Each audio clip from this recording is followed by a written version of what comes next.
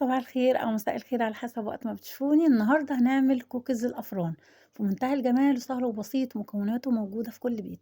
يعني إيه كوكيز الأفران؟ يعني بمكونات اقتصادية وبسيطة وبأقل التكاليف بنعمل كمية كبيرة وفي نفس الوقت حاجة كده عظمة. يلا بينا نشوف بكوباية سكر وكوباية سمنة هنعمل كمية قد إيه.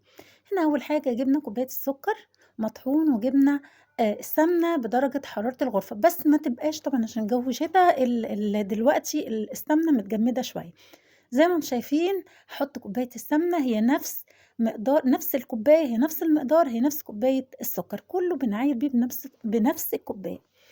كده هنبتدي إن إحنا نضرب السمنة مع السكر كويس جدًا، زي ما أنتم شايفين كده يا ريت ما تبقى creamy. هاضربها كويس وبعد كده هاضيف البيض، وطالما بيض يبقى فانيليا، إحنا اتعودنا على كده.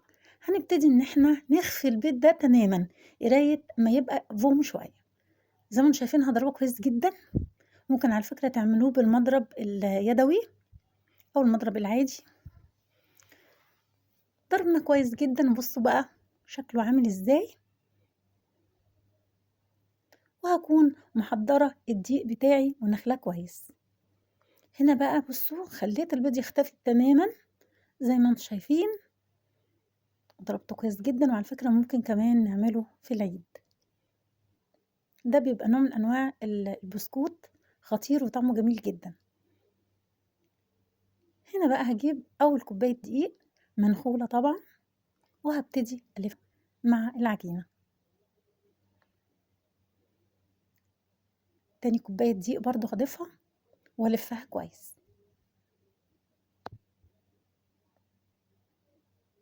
زي ما أنتم شايفين هالفها برضه، وهاجيب نُص كوباية، يبقى كده حطينا كوبايتين ونُص. طبعًا أنا كنت نسيت البيكنج باودر لكن هاحطه دلوقتي، هي معلقة كبيرة بيكنج باودر.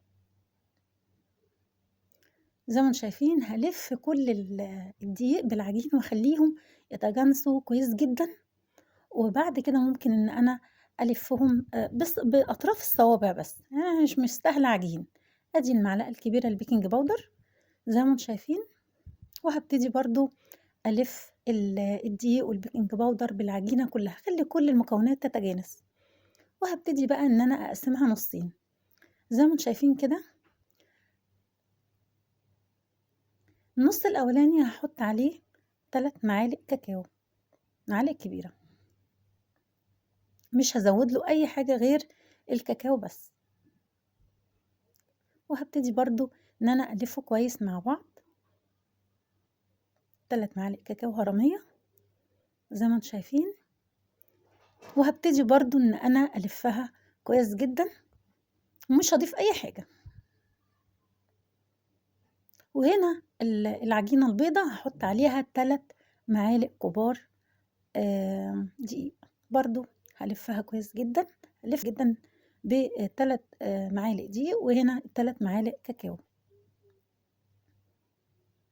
وهاكون طبعًا محضّرة الفرن بتاعي. هنا بُصّوا بقى بأطراف صوابعي بس، وهابتدي إن أنا أشكّلهم، وهاكون محضّرة الصاجات بتاعتي. بُصّوا بقى، بُصّوا المنظر خطير إزاي. هابتدي بقى إن أنا أحط chocolate chips من فوق الوش كده زي ما أنتم شايفين، هنا في الصينية بتاعتي. وأي صينية حتى لو هاعمل فيها بالشوكولاتة أو بالكاكاو لازم أحط فيها واحدة على الأقل بيضة والّا حاجة علشان أعرف إن كانت استوت والّا لأ. بُصّوا الكمية دي كلّها بكوباية سكر وكوباية سمنة. بُصّوا بقى حاجة كده عظمة وطعمه خطير، بيتهيأ لي الكبار والصغيرين بيحبوه. إن شاء الله الوصفة بتاعتي تعجبكم، ولو عجبتكم يا ريت تعملوا لايك وشير واشتراك في القناة، ما تنسوش تفعلوا الجرس. بُصّوا بقى ما خدش 10 دقايق في الفرن. بُصّوا بقى بعد ما استوى تقدري تعملي الأشكال اللي تعجبِك، وسهلة.